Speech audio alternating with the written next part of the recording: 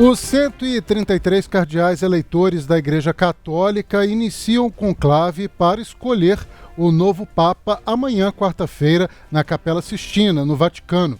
O processo eleitoral segue tradições centenárias e exige rigoroso sigilo dos participantes. Para ser eleito, o futuro pontífice precisa obter pelo menos 89 votos, equivalente a 2/3 dos votos válidos. Então a gente traz para você aí como vai ser esse início de conclave nesta quarta-feira.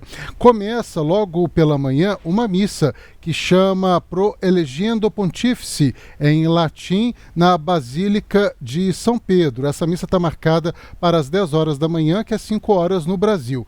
Aí os cardeais, em seguida, são isolados na Capela Sistina a partir das 4h30 da tarde, que é a partir das 4h30 da tarde, 11h30 da manhã no Brasil. Então os cardeais fazem juramentos e orações antes de iniciar a votação.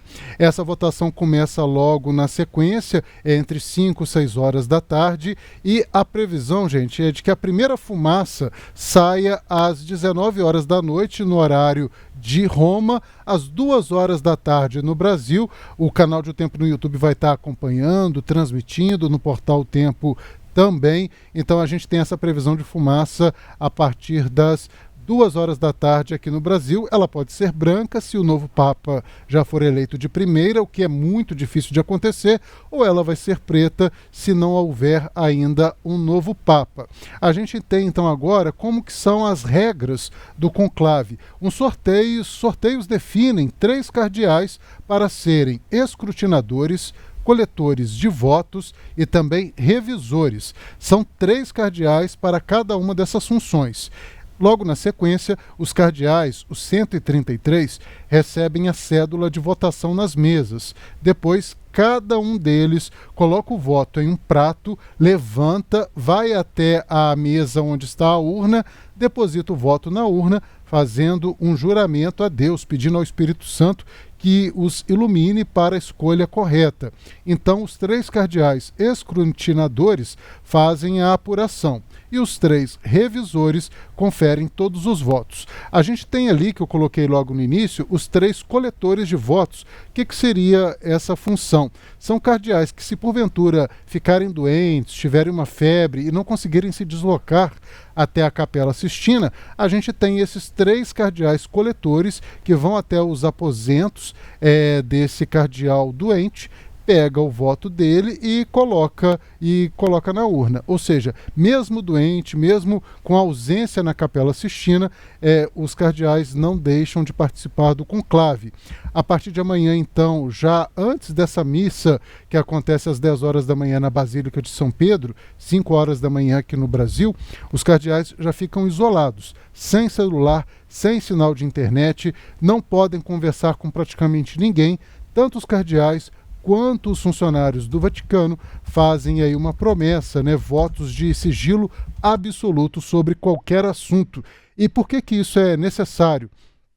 A gente sempre destaca, Ana Paula, que isso é necessário porque não pode ter nenhuma interferência externa, Vamos supor aí que tem algum cardeal um pouco mais cotado, ou explodiu algum escândalo, ou alguma acusação externamente, pela imprensa ou por outro meio, nenhum cardeal é informado sobre esses fatos. Eles têm uma escolha isenta e totalmente descolada do mundo. Claro que eles já vêm realizando aí diversas reuniões, chamadas de congregações, ao longo dos últimos dias, desde o dia da morte do Papa Francisco, em 21 de abril, e desde então eles já estão se reunindo diariamente para que uns possam conhecer aos outros e também tentar escolher, definir qual o perfil do próximo Papa. Mas especialistas acreditam que, pelo menos até sexta-feira, talvez até domingo, a gente já tenha um nome de consenso, e aí todo mundo ansioso para ver como que vai ser essa escolha do novo Papa da Igreja Católica. Eu trago de curiosidade para vocês também, falando que a partir de quinta-feira a gente tem horários mais ou menos definidos para saírem as fumaças, Então, a partir de quinta-feira, as fumaças aparecem 2 vezes ao dia. São 4 votações, mas a fumaça mesmo só é expelida da Capela Sistina 2 vezes ao dia. A primeira vez acontece às 10h30 da manhã, amanhã, que seria 5h30 da manhã no Brasil. Se houver uma eleição, aí vai ser uma fumaça branca. Se os votos não elegerem nenhum papa, aí essa fumaça preta vai ser solta ao meio-dia no Vaticano, 7 horas aqui no horário de Brasília. Então sai a fumaça preta. Quando for 5h30 da tarde, se houver a eleição de um novo Papa, sai a fumaça branca. Isso no horário de Brasil já, 5h30 no horário de Brasil. Se não houver uma eleição, às 19 horas nós temos a fumaça preta. Essas imagens também a gente vai trazer tudo para você amanhã aqui no Tempo News. São 3 dias de votações seguidas. Nessa quarta-feira a gente tem uma votação apenas, mas na quinta e na sexta a gente tem 4 votações por dia. E são 3 dias seguidos, sendo que se não eleger um Papa nesses 3 dias, a gente tem uma pausa de um dia. Sábado não teria eleição, no domingo retomam-se as eleições. É isso, eu falei demais, mas trouxe as informações que eu lembrei de cabeça do conclave. E esses daí, gente, que o nosso diretor de TV, o João Lages, colocou na tela, são os cotados, os mais cotados. Quem pode substituir Francisco? A gente tem, então, um francês de 66 anos, que é o Jean-Marc. Tem também o cardeal Peter, que é um húngaro de 72 anos. Mário Craig, que é o secretário-geral do Sínodo.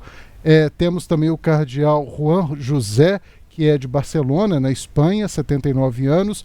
O cardeal Pietro Parolin, italiano, diplomata do Vaticano, 70 anos, aliado do Papa Francisco. Ele é um dos favoritos para ser o futuro Papa. Temos também um filipino, o cardeal Luiz, ainda um americano, o cardeal Joseph, o cardeal Peter, que é funcionário do Vaticano, ele é ganês, e o Mateu, cardeal Mateu, que é arcebispo de Bolonha, tem 69 anos. Esses são os principais cotados para substituir o Papa Francisco. Ana, quase que eu dei uma aula aqui sobre conclave, hein? Verdade. A única coisa que eu sei do conclave é do filme que eu assisti, fora isso. E lá tinha um fofoqueiro, hein? Não podia ter celular, mas tinha um fofoqueiro que levava as informações do que estava acontecendo lá fora, lá para dentro. Será que nesse também vai ter, Léo? Eu não duvido, viu, Ana Paula? Não duvido mesmo. O Carmelengo, né, que faz esse papel aí de Papa interino, vamos dizer assim, ele era informado de tudo pelos seus auxiliares ali, mesmo de coisas externas. Eu não duvido que isso aconteça. Nós entrevistamos aqui recentemente um padre, aqui da Arquidiocese de Belo Horizonte, Padre Jorge. Ele disse que algumas coisas no filme são meio fantasiosas, que não tem aquela disputa política, que os cardeais não ficam fumando o tempo todo, mas ao mesmo tempo o Papa, ele é um chefe de Estado, né? Ele não é só o líder da Igreja Católica, ele é um chefe do Vaticano. Será que não tem mesmo disputa política? Duvido muito, viu? A Igreja acho que tenta blindar aí todas essas especulações, mas muita coisa deve acontecer nos bastidores, talvez que a gente nem faça ideia.